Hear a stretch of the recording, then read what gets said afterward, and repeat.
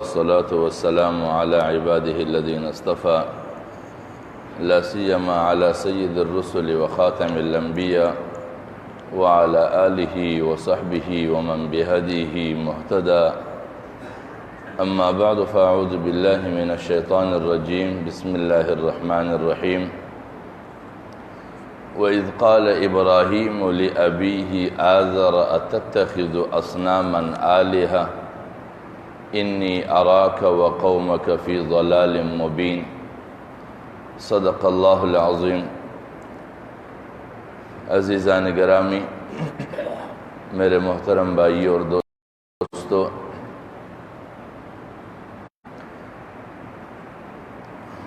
انسانی معاشروں پر حکمرانی اور حکمران رہنے کی مختلف طبقات ہیں، اور اللہ تبارک و تعالی نے انسانی معاشروں سے وابستہ تاریخی ان واقعات کا تذکرہ قرآن مجید میں فرمایا ہے جن کا انسانی اعمال کے ذریعے سے انسانیت کے ساتھ واسطہ پڑا ہے. یعنی جب انسان کا کردار اللہ رب العزت کی منشا کے مطابق ہے تو ان انسانوں پر کس طرح کی حکمرانیاں رہی ہے، اور انسانی طبقے کا وہ معاشرہ جو الہی رہنمائی سے آزاد اپنی طبیعت پر زندگی گزارتے ہیں، ان پر کس طرح کی حکمرانیاں ہوئی ہے. ان دونوں قسم کے حکمرانوں کا تذکرہ اللہ رب العزت نے قرآن مجید میں فرمایا ہے تاکہ بعد میں آنے والی انسانیت اپنے معاشرے میں خیر اور شر کی علامات کو سمجھتے ہوئے خیر اور شر کے راستوں کو اختیار کرے، شر سے اپنے آپ کو بچائیں اور خیر کو اپنی زندگی کا حصہ بنائیں، تاکہ وہ اپنے آپ پر ایسے لوگوں کو حکمران بننے سے بچائے جو حکمران بن کر اس معاشرے کے لیے عذاب بنے، اور اپنے بہتر اعمال کے نتیجے میں ایسے حکمران پائیں کہ جن کی حکمرانی میں انسانی معاشرے کا پالا کامیابی سے پڑے. تو میں عرض کرتا آیا تھا کچھ جمعوں پہلے کہ معاشرے پر حکمران اگر ظالم ہو تو وہ حکمران فرعون کے مشابہ ہیں. ان میں عادات فرعونی حکمرانوں کے ہوتے ہیں، ان کا رویہ فرعونی حکمرانوں کا ہوتا ہے، اور معاشرے میں ان کے کئی سارے معاونین ہوتے ہیں. ان معاونین میں سے 3 قسم کے ان کے معاون ہیں. ایک معاون حامان کی صورت میں تھا، ایک معاون قارون کی صورت میں تھا، اور ایک معاون آزر کی صورت میں. فرعون خود حکمران ہوتا ہے چونکہ ان کی معاونت کی ضرورت ہوتی ہے کہ ان کے قوانین اور ان کے احکامات کو معاشرے میں عملی شکل دیا جائے، تو اس کے لیے حامان کا استعمال ہوتا ہے. حامان ان کے قوانین اور ان کے احکام کو عملی جامہ پہناتا ہے، عوام کی ذہنیت ان کے احکام اور قوانین کے مطابق بناتا ہے، جس کو ہمارے معاشرے میں رائے عامہ کے ہموار کرنا کہا جاتا ہے. حامان اس مسلط قانون اور اس مسلط نظام کے لیے رائے عامہ ہموار کرتا ہے.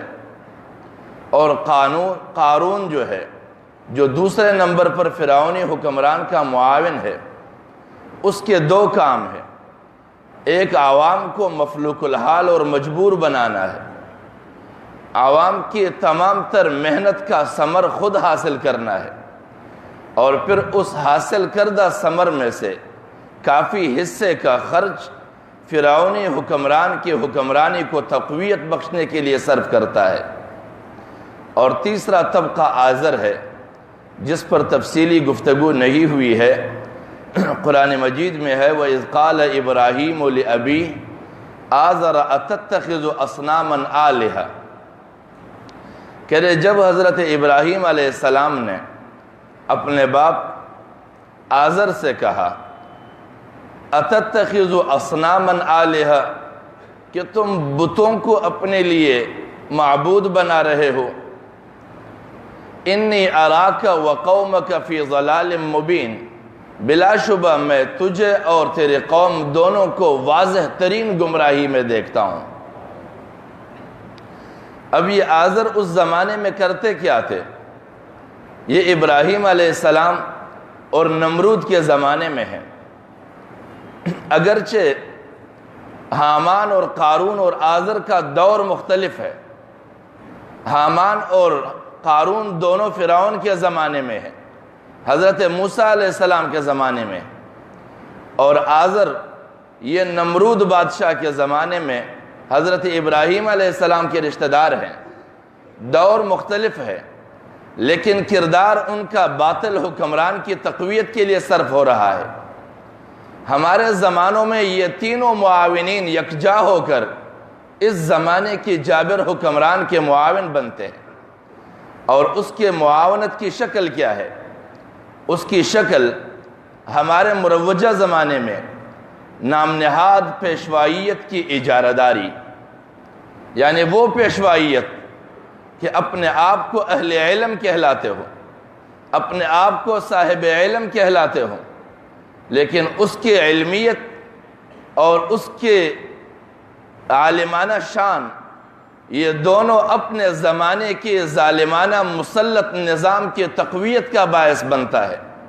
اس کا وہ علم قوم کی رہنمائی کا ذریعہ نہیں بنتا، اس کا وہ علم قوم کی کامیابی کا ذریعہ نہیں بنتا، بلکہ ظالم نظام کے معاونت کا ذریعہ بنتا ہے، اور وہ اس طرح سے کہ اپنے آپ کو وہ اس نظام کا حصہ بناتے ہیں، اور پھر قوم پر یہ جتاتے ہیں کہ میں اس قوم کا سب سے زیادہ برگزیدہ اور بزرگ اور دیندار شخصیت ہوں، یا میں برگزیدہ طبقے سے تعلق رکھتا ہوں، اگر میری معاونت اس مسلط نظام کے ساتھ ہے تو پھر اس نظام میں کوئی برائی نہیں ہو سکتی۔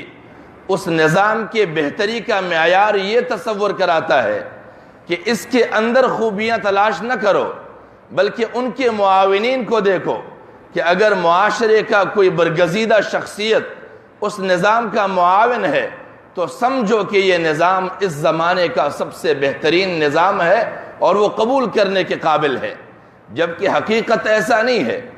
بہتر نظام اور غلط نظام کے معیار قرآنی ہدایات کے اندر درج ہے، اس کا کسی شخصیت کے شکل و صورت کے ساتھ تعلق نہیں ہے۔ حضرت علی کرم اللہ وجہہ کا قول ہے، وہ فرماتے ہیں انما یعرف الرجال بالحق ولا یعرف الحق بالرجال، کہ یہ تو ممکن ہے کہ لوگوں کو حق کے ذریعے تو پہچانا جائے، لیکن یہ کبھی ممکن نہیں ہے کہ حق کو لوگوں کے ذریعے پہچانا جائے کہ فلاں چیز اس لیے حق ہے کیونکہ فلاں اس کے ساتھ ہے۔ یہ ایک غلط معیار ہے۔ یہ معیار تو درست ہے کہ فلاں شخص اس لیے اچھا ہے کہ اس نے حق کو اختیار کیا ہوا ہے، لیکن ہمارے یہاں وہ نام نہاد مذہبی پیشوائیت نے حضرت علی کرم اللہ وجہہ کی اس قول کو مکمل طور پر درہم برہم کر کے رکھ دیا ہے۔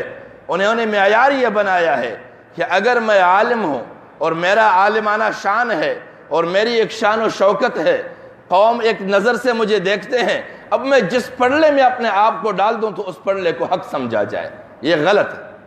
جبکہ یہ دیکھا جائے اگرچہ میں عالم ہوں، اگرچہ میں شان و شوکت رکھتا ہوں، اگرچہ میں قوم کے درمیان ایک وجہ سے مقبولیت رکھتا ہوں، لیکن کسی پڑلے میں پڑھنے کے لیے میرے لیے بھی معیار وہی ہونا چاہیے ایک عام شخصیت کے لیے جو ہو، اور وہ معیار قرآنی ہدایات ہے کہ اگر میں کسی کا ساتھ دے رہا ہوں تو کیا قرآن کے مطابق وہ شخصیت انصاف پر مبنی ہے؟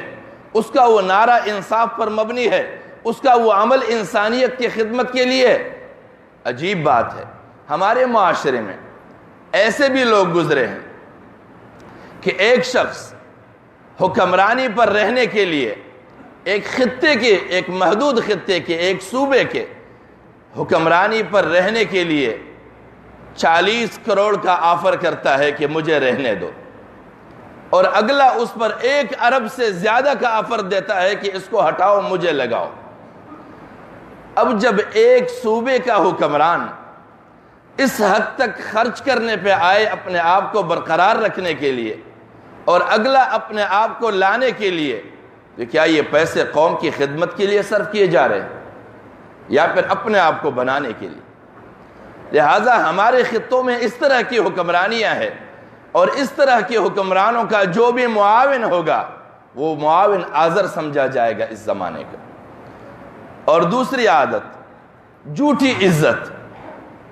حقیقت میں قرآن نے تو فرمایا ان اکرمکم عند اللہ اتقاکم، کہ تمہارے درمیان صرف اور صرف وہ شخص معزز کہلائے گا جو تقوی کی انتہائی بالائی معیار پر قائم ہے۔ لیکن یہاں پر تقوی نام کی کوئی چیز نہ ہو، صرف نام و نمود اور حلیہ اور وضع قطع ان چیزوں کو بنا کے رکھا جائے، اور اس وضع قطع کی بنیاد پر انہیں معاشرے کا سب سے بہترین اور معزز اور قابل علم اور قابل تکریم انسان سمجھا جائے، یہ معیار ہی غلط ہے۔ جب ہمارے معاشرے میں ایسے لوگوں کو قابل تکریم اور قابل عزت سمجھا جاتا ہے تو ان کی وہ عزت جھوٹی عزت ہوتی ہے، اور جب وہ جھوٹی عزت وہ اٹھا کر کسی ظالم کے پڑلے میں ڈالتے ہیں تو پھر لوگ سمجھتے ہیں کہ اب یہ ظالم نیک بن گیا ہے کیونکہ فلانا اس کے ساتھ ہو گیا ہے۔ یوں نہیں سمجھا جاتا ہے کہ اب جو فلان جس کو ہم معزز سمجھتے تھے وہ ظالم ہو گیا ہے کہ ظالم کا ساتھ دے رہا ہے۔ یہ معیار نہیں آتا ہمارے دماغ میں، کیونکہ وہ جھوٹی وضع قطع اور جھوٹی عزت کو ہم نے معیار بنایا ہے۔ اور تیسری بات، ذاتی فضیلت۔ وہ ہمیشہ جب بھی بولنے لگے وہ اپنا رتبہ بڑھا کے پیش کرے، میں اس لیے صاحب عزت ہوں، میں اس لیے صاحب وقار ہوں، میں اس لیے صاحب تکریم ہوں۔ وجہ، میں عالم ہوں، میں نے علم حاصل کیا ہے، میں قرآن جانتا ہوں، میں حدیث جانتا ہوں۔ لیکن یہ نہیں کہ قرآن پر عمل کس معیار کا ہے، حدیث پر عمل کس معیار کا ہے، دین پر عمل کس معیار کا ہے۔ یہ نہیں، صرف اس لیے کہ میں جانتا ہوں ان چیزوں کو۔ صرف جاننے سے اگر مسائل حل ہوتے تو فرشتوں کے استاد شیطان ابلیس نہیں تھے۔ اور پھر صرف جاننے سے کام نہیں ہوتا ہے۔ شیطان کو جب اللہ رب العزت نے راندہ درگاہ بنایا تو اس نے کیا قسم کھایا؟ لَأَقْعُدَنَّ لَهُمْ صِرَاطَكَ الْمُسْتَقِيمِ، میں اس سیدھے راستے پر بیٹھوں گا ضرور بالضرور جس پر تیرے جانب لوگ آتے ہوں گے، اور اسی راستے پر بیٹھ کر میں لوگوں کو گمراہ کروں گا۔ کیوں؟ کیونکہ وہ جانتے تھے یہ ساری چیزیں، وہ الہی ہدایات کو جانتے تھے، وہ ان ہدایات کا سہارا لے کر لوگوں کو گمراہ کرتے تھے۔ قرآن مجید میں بنی اسرائیل کے کئی سارے حوالے ہیں۔ لِمَ تَكْتُمُونَ الْحَقَّ وَأَنْتُمْ تَتْلُونَ الْكِتَابَ، کیوں حق کو چھپاتے ہو باطل میں اور تم جانتے بھی ہو کتاب کو۔ وَلَا تَلْبِسُوا الْحَقَّ بِالْبَاطِلِ، تم حق کو باطل کے ساتھ گڑبڑ کر کے پیش نہ کرو۔ وَأَنْتُمْ تَعْلَمُونَ الْكِتَابَ، اور تم کتاب کو جانتے ہو۔ یہ ساری چیزیں بنی اسرائیل کے علماء میں یہ کردار آ گیا تھا، اور جب آیا تو پھر نہ وہ قوم کے رہنمائی کے قابل رہے نہ وہ نجات کا ذریعہ بنے، وہ خود باطل بن گئے اور اس پر اللہ نے لعنت بھیجی۔ لہٰذا یہ جو اپنے آپ کی خالص فضیلتیں بیان کرتے ہیں اور معاشرے میں اس کا عملی کوئی کردار نہ ہو، یہ آزر کے قائم مقام ہے، یہ واقعتاً اہل علم نہیں ہے۔ مسند ارشاد، یہ چوتھی علامت ہے ان کی کہ وہ ہمیشہ اپنے اس جگہ کو جس پر وہ بیٹھتا ہے، جہاں سے وہ لوگوں کو سمجھانے کی کوشش کرتے ہیں، وہ اس مساند کو غلط استعمال کرتے ہیں ہمیشہ، یہ ان کی عادت ہے۔ اور پانچویں، فن تعویل بالباطل، کہ ہر کسی کی صحیح بات کی غلط تعویل کی جائے، ہر کسی کی درست بات کی غلط معنی پیش کی جائے، یہ ان کی زندگی کا روش بن جاتا ہے۔ وہ کبھی بھی کسی کی صحیح بات کو صحیح طریقے سے پیش کرنے کی کوشش نہیں کرتے ہیں۔ اگرچہ قرآن مجید نے یہاں تک فرمایا ہے کہ الذین یستمعون القول فیتبعون احسنہ، مومن کی خاصیت یہ ہے کہ وہ سب کی سنتا ہے لیکن پیروی اچھے کی کرتا ہے۔ مفسرین یہاں تک بھی فرماتے ہیں فیتبعون احسنہ، یعنی وہ جو بھی بات کوئی کہے اور وہ سنے تو اس کے حتی الامکان اچھی تعویل پیش کرے، اچھی تعبیر بیان کرے۔ لیکن ہمارے یہاں جو لوگ ہر کسی کے ہر بات کو غلط بنا کر پیش کرے، اس کی تعویل غلط کرے، اس کی تعبیر غلط بیان کرے، تو یہ فن تعویل بالباطل کے زمرے میں آتا ہے، یہ آزر کے قائم مقام ہے۔ اور فن تسمیہ بالباطل کہ وہ لوگوں کے غلط نام رکھے، لوگوں پر ناجائز نام رکھے، ان ناموں سے ان کو پکارے جن کے وہ نام والدین نے نہ رکھے ہوں اور اس کے حقدار بھی نہ ہو۔ ایسے نام جب لوگوں پر رکھنے والے ہو، وہ چاہے جتنے بھی اونچے رتبے پر فائز ہو، وہ آزر کے قائم مقام ہے۔ جس معاشرے میں اس طرح کے لوگ جو نام نہاد فرسودہ پیشوائیت کے اس انداز میں قوم کی رہنمائی کرتے ہو، وہ آزر کے قائم مقام ہے۔ ان میں یہ 5-6 میں سے جو بھی عادت پائی جائے ان کو آزر کا قائم مقام سمجھا جائے، انہیں قابل تکریم اور قابل عزت اور قابل احترام نہ سمجھا جائے، انہیں معاشرے کا اسی طرح دشمن سمجھا جائے جیسے کہ فرعونی حکمران معاشرے کا دشمن ہوتا ہے۔ اللہ کریم ہمیں توفیق بخشے کہ ہم قرآنی ہدایات کے مطابق اپنے معاشرے کے رہنماؤں، قیادتوں اور دعوت کے دعوے داروں کے چہروں کو پہچان سکے، ان کے کردار کو سمجھ سکے، ان کی زندگیوں کا جائزہ لے سکے اور پھر اپنے آپ کو ان کے مکر و فریب سے بچا سکے۔ وآخر دعوانا ان الحمدللہ رب العالمین۔